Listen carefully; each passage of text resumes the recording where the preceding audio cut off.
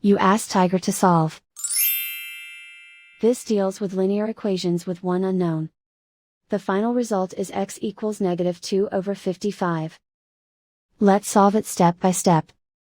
Simplify the expression.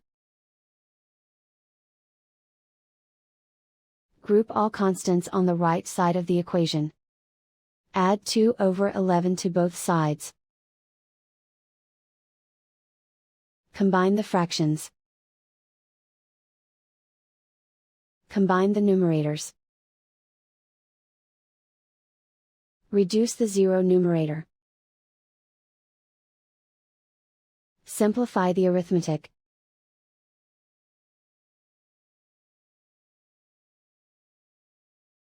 Isolate the x. Divide both sides by -5. Cancel out the negatives. Simplify the fraction. Simplify the arithmetic.